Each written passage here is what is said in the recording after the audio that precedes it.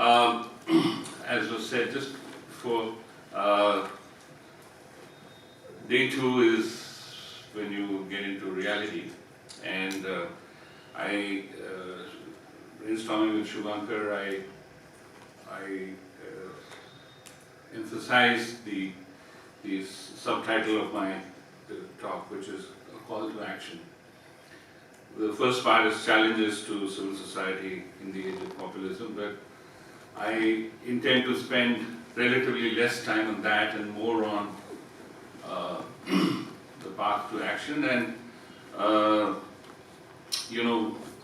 it's wonderful to be here after Amanda's keynote, which I found very sort of holistic, comprehensive, and very sort of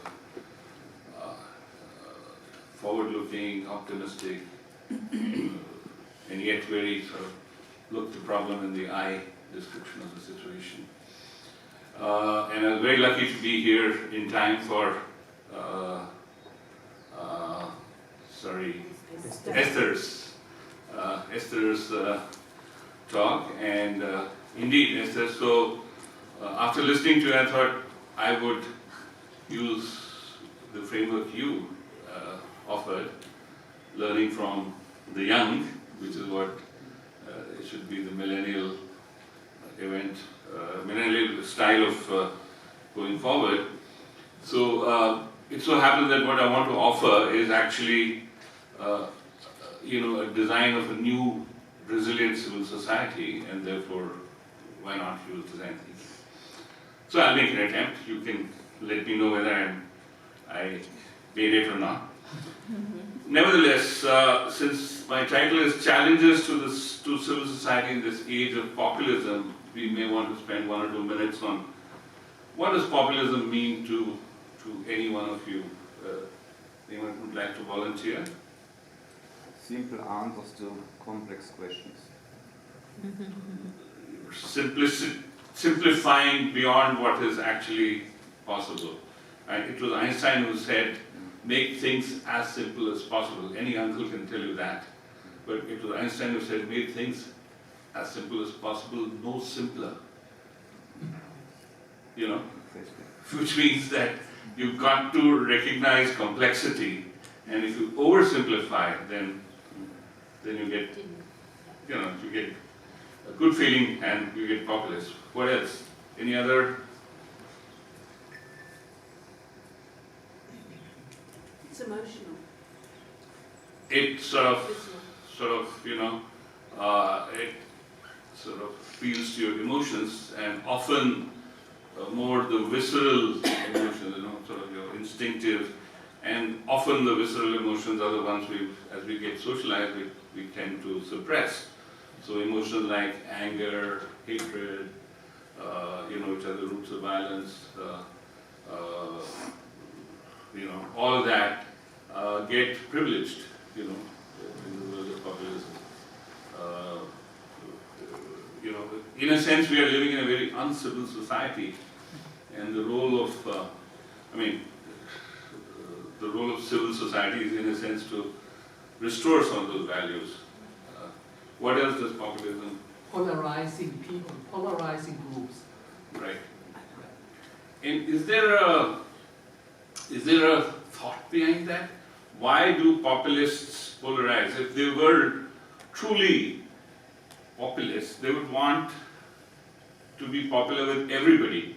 But in every single case, populists tend to earmark certain groups, certain religious communities, certain people with certain sexual preferences, certain regions, linguistic preferences, whatever, as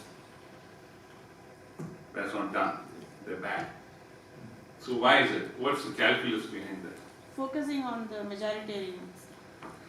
Yeah, so in a sense, I guess they realize that they can't be popular with 100%, so might as well be popular with that.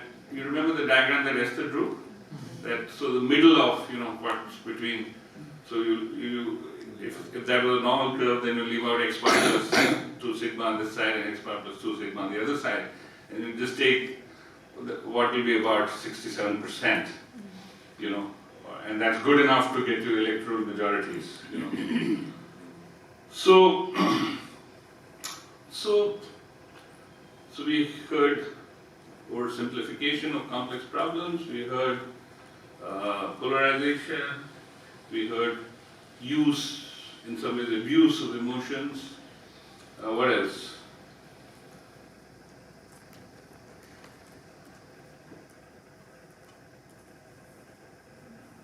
There's a particular feature that I want to draw your attention to, which is a deliberate use of language to mislead. You know, for example, nationalism and therefore its derivative, anti-national. You know, in several countries, including India, that phrase is now being used a lot more, you know, to label anybody who does not think like you, and if you're part of the majoritarian worldview, then definitely you're there. You don't stop short of that. You don't say, well, they're just different, or that then, or the liberal worldview, well, people are entitled to differences. Instead, we basically want to, sort of make them illegitimate, and therefore, in a sense, completely decimate all differences in diversity. So therefore, in fact, the word populism itself is in that category of a misleading use of language, because it apparently means, you know, somebody who represents a vast majority of the people and their aspirations and their hopes and so forth, and would do something about moving society in that direction. But almost in every case, populist leaders eventually become authoritarian, and which is anything but populist.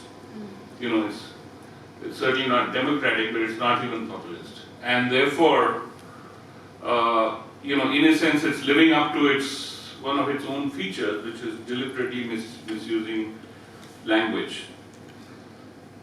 So, and all of you, in your own ways, and there are people here from Syria and Turkey and several other countries where we are seeing this phenomenon, but the vast majority are from India. You know what's been going on for the last several years, and we are, in a sense, we are regressing from the liberal values that we adopted at the time of independence, which we enshrined in the preamble of our constitution, social justice, liberty, equality, and fraternity. And they don't sound awfully original. They originated in the French Revolution, and then they are there in the American Constitution. But the fact is that this was not just a cut and paste job. There was a serious deliberation, and there was that was about 2.5 years of the Constituent Assembly. But before that, there was 50 years of struggle in which primarily it was civil society institutions which participated. So what is very interesting is that India's freedom struggle, though we, you know, in short form say it was led by Mahatma Gandhi and the Congress Party, but the fact is that the building blocks of the Congress Party were people who, in the first place, were social leaders. They were trying to improve society in their own ways, in 100 different ways, and it was Gandhiji's genius which enabled him to create a large umbrella where everyone had a place, irrespective of pursuing very different things. And of course, there was a common goal, which was to let the colonial power go and assume charge of our own destiny. So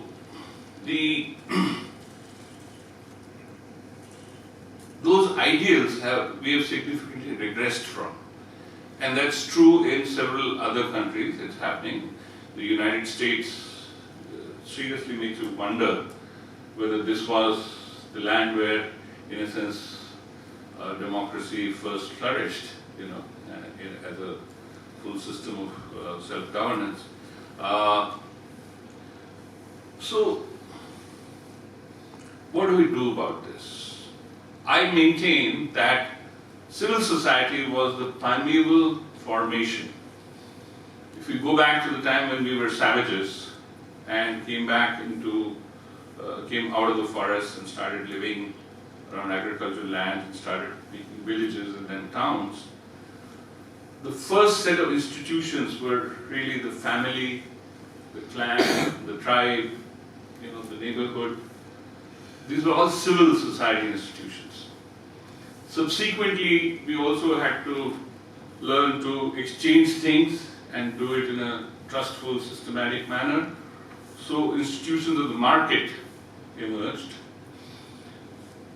And then there was this whole issue of every once in a while you were getting attacked by someone, or the more aggressive ones wanted to go and attack someone, so you wanted to organize around power, and therefore institutions of the state slowly emerged, first as a headman, and then the council of the headman, and then as the functions became more and more numerous, the state also emerged.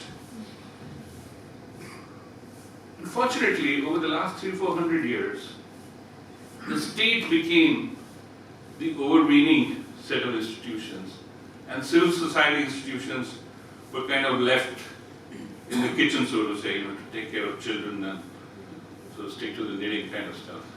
And in the 20th century, particularly in the last 50 years, after the decline of the communist regimes, market institutions became seriously dominant, to the point where today, as someone said, Bill Gates, his private foundation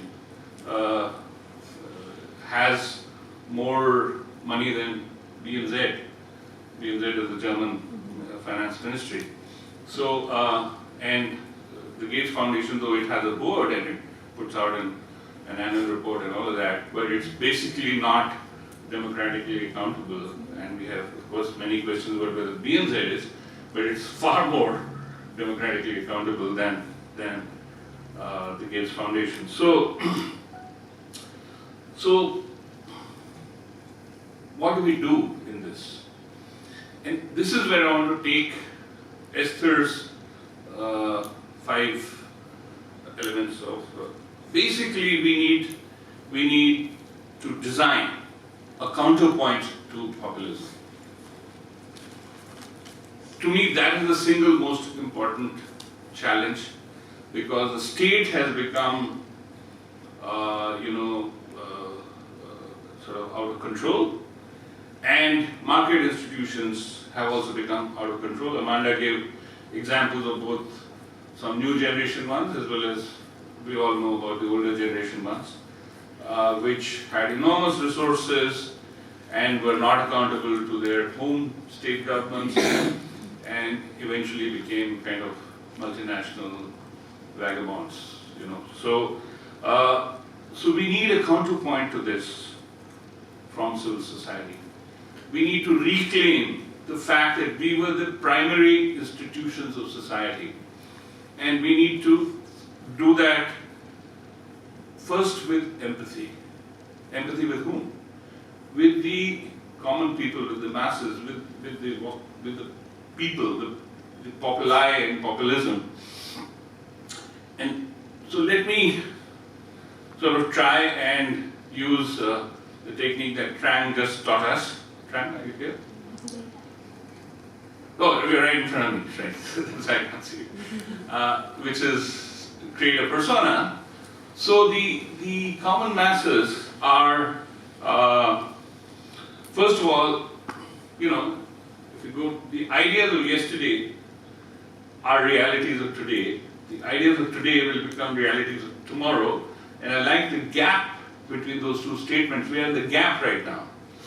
What has happened is that the big ideas of yesterday have seriously broken down because they had become isms.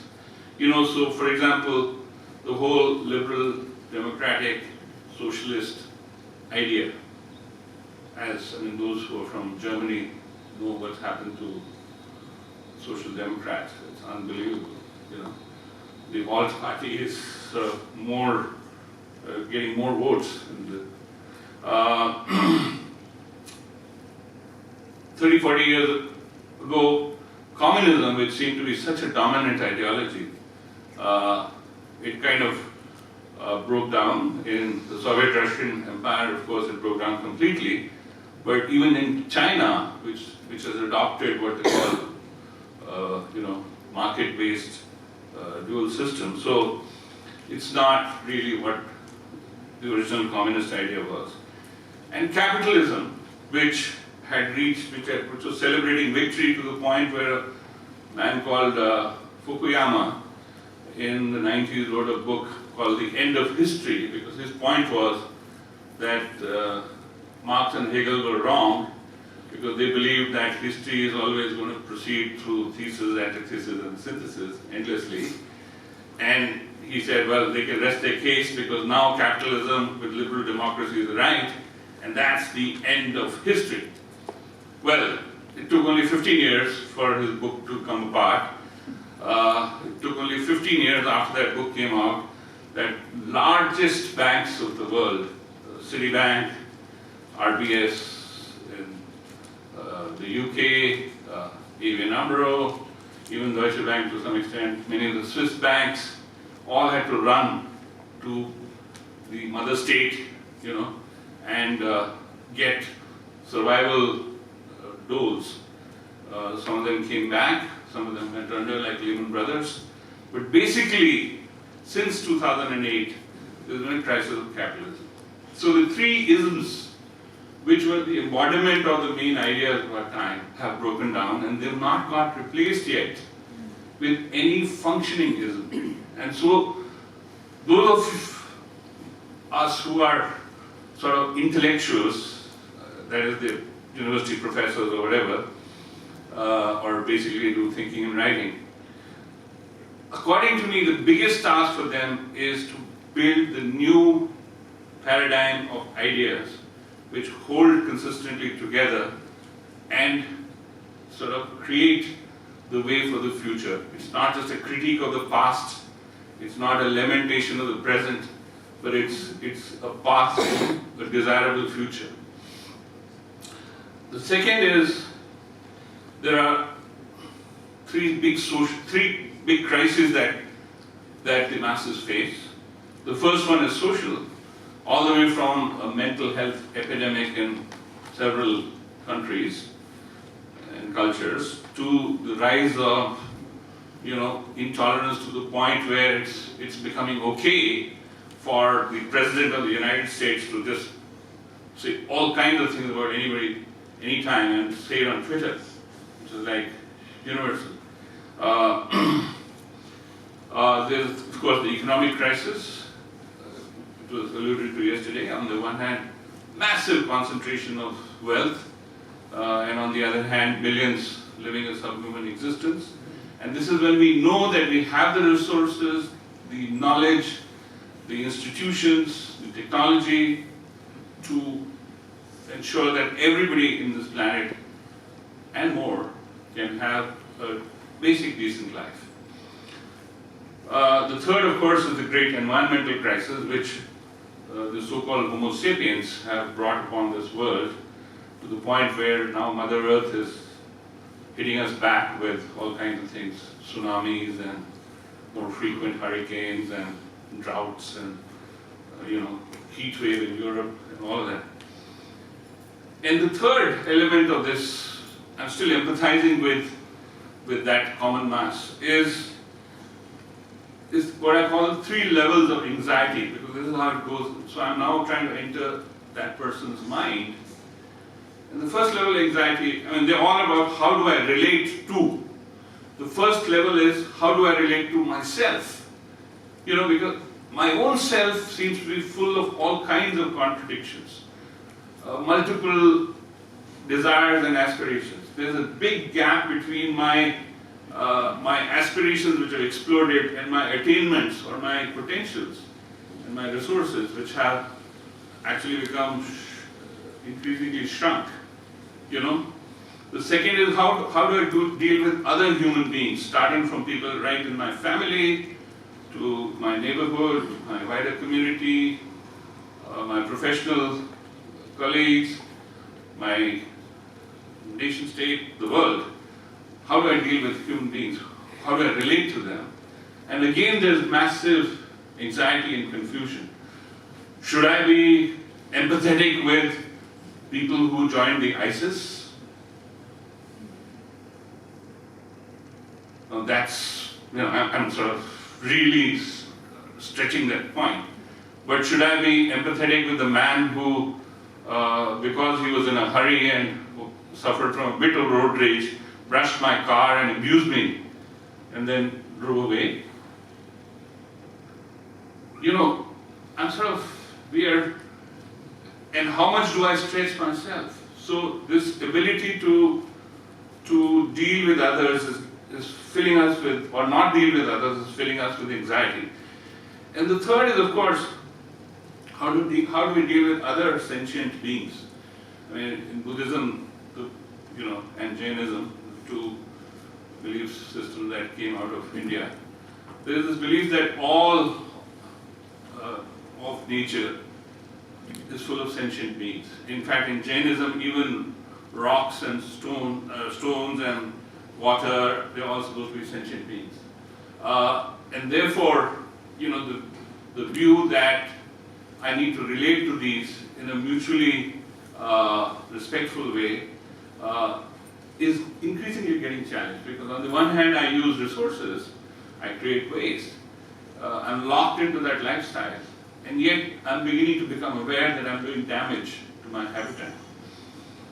So if these are the breakdown of the ideational isms, the three big crises, and the three levels of anxiety, if this is what is my mental situation, then we move on from there and ideate.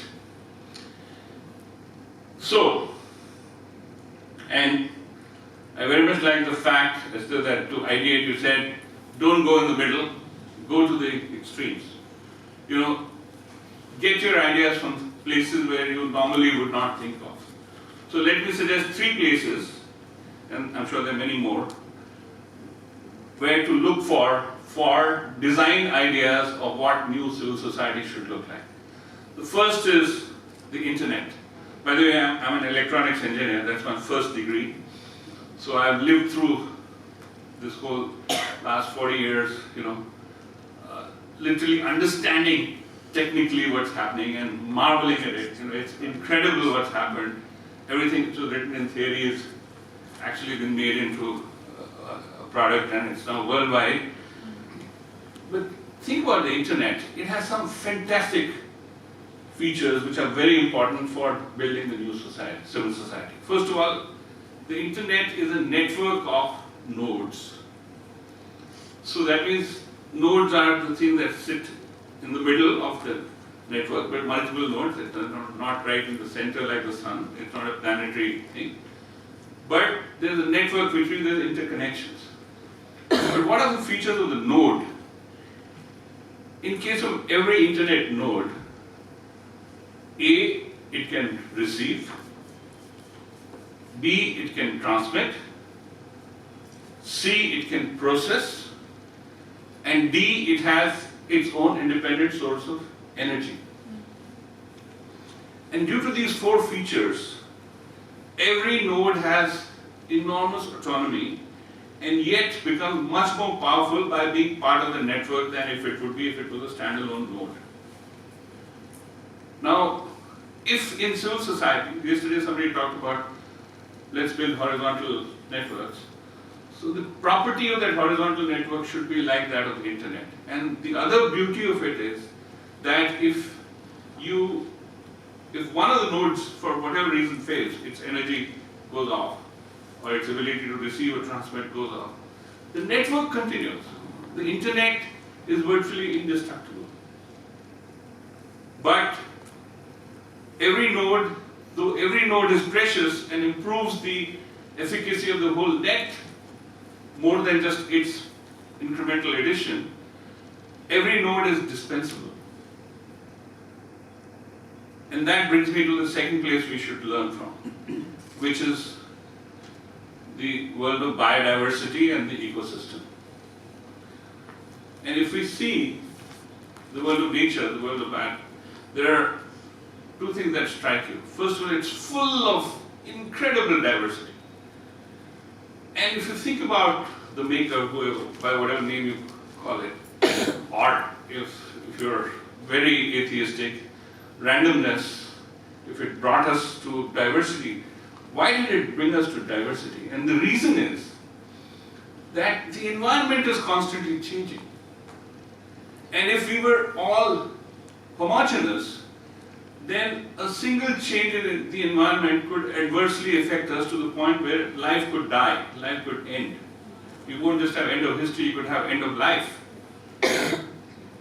But because there is diversity in various forms of life, so when the environment changes, you are able to, some forms of life thrive under that change, and some make do, cope, and some actually then wither away.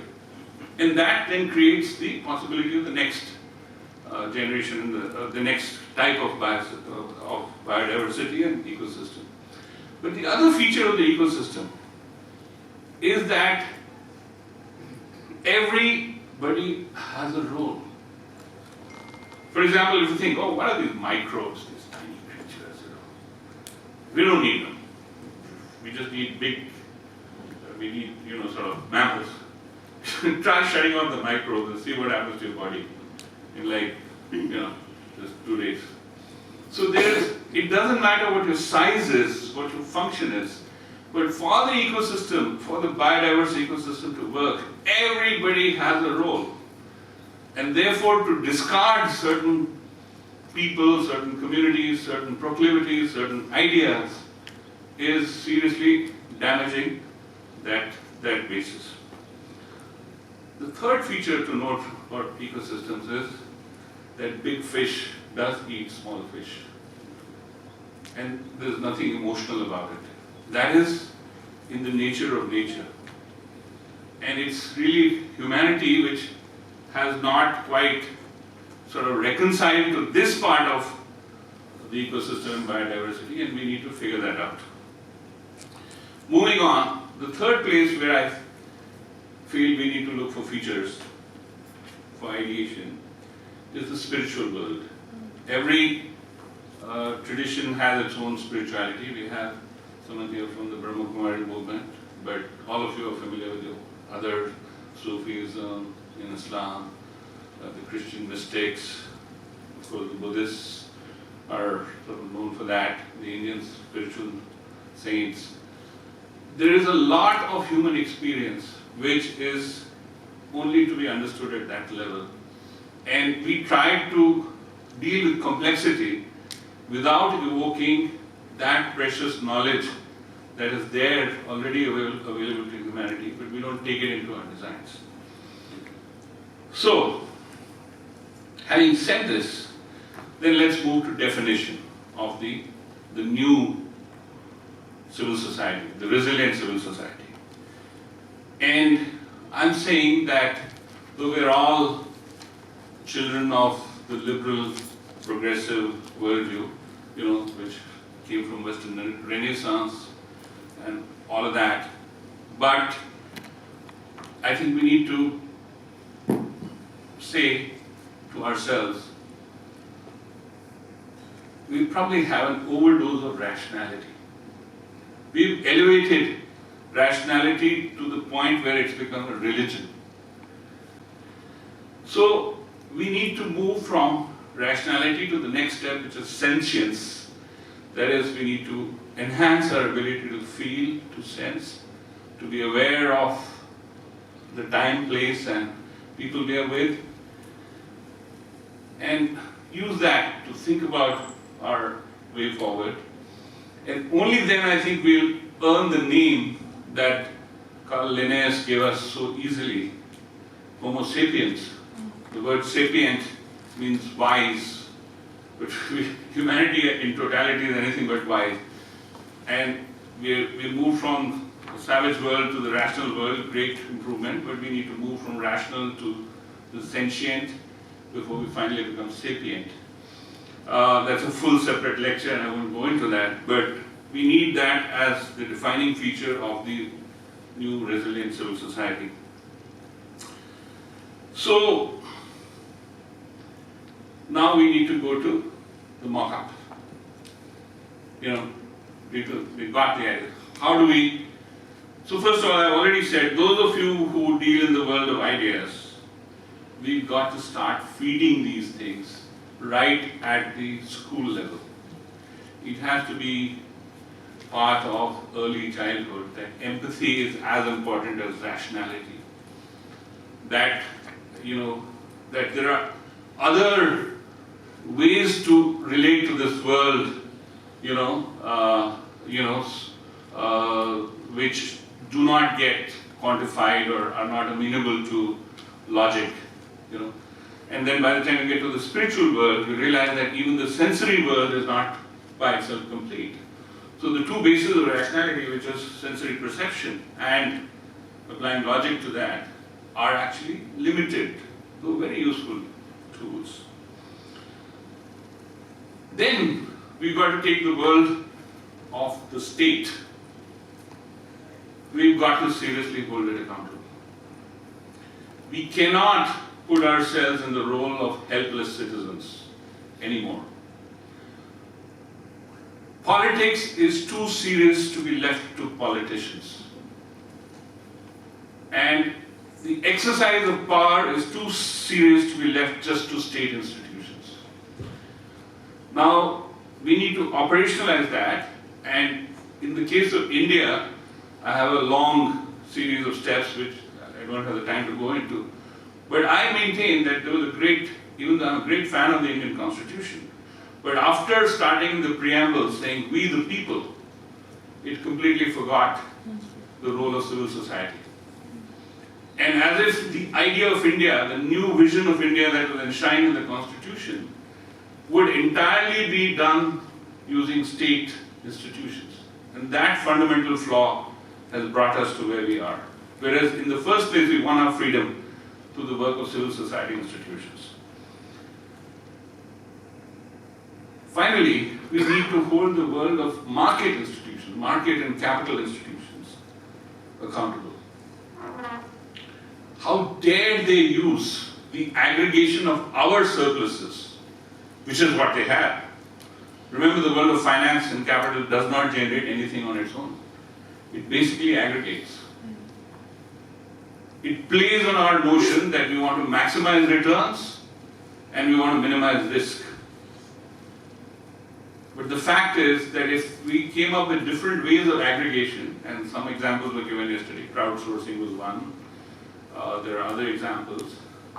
But if we started, for example, local currency systems, or if we just moved to other ways of exchange, and if we did away with central power and concentration of finance, and if we use the power of capital in a simple human way, it would be a very different design of society. So, the final point about the mock-up is that chart there, which yesterday I was in that group, which was facilitated by Dirk. I don't see him around. Yeah. And, you know, as you can see, the last thing is responsibility. So from denial, blame, justify, shame, and obligation. So far I'm at obligation, but from there I'm saying responsibility. Responsibility for what? First and foremost, it has to be personal responsibility. As Mahatma Gandhi said, be the change that you want to see. you know. Another Indian great person, Rabindranath Tagore, has a song called Jodi Koi Shat Cholo Na Ekla Cholo Re. You know, if no one is listening to your call, Jodi Koi Dak Shone Na Toma Ekla Cholo Re. If nobody is listening to your call, start walking alone. You know.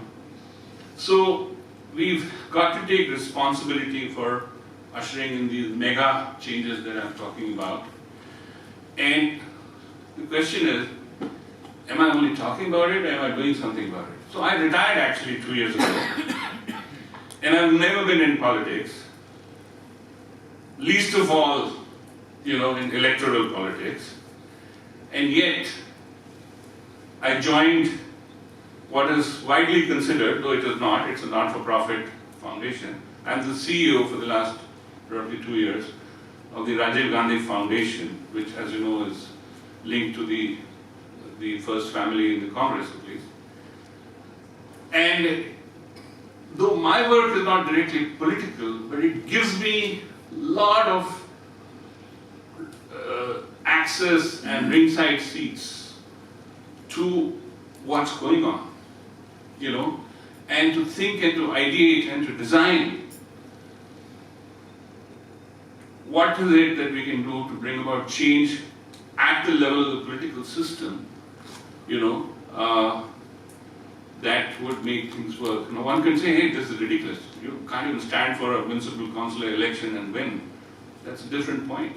It's like, you know, Einstein never, you know, blew the bomb himself or created nuclear reactors or whatever. But he did show that E is equal to mc squared. Dirk, I was remembering your value of A, responsibility. I listened on the other side. Yeah. So I have at age 64 actually taken what was an unthinkable step for me till a few years ago, to be found anywhere near politicos.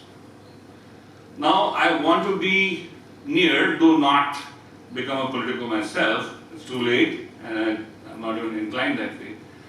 But I'm convinced that if these mega trends, these mega changes, this paradigm shift has to be done. It can't be done, I'm sorry to say, in just our lovely seminar rooms or in our conferences or in, you know, multiple NGO on the ground action. I've spent my life doing that. We need to fix the meta systems, the institutions of the state and the institutions of the market, because they've gone berserk.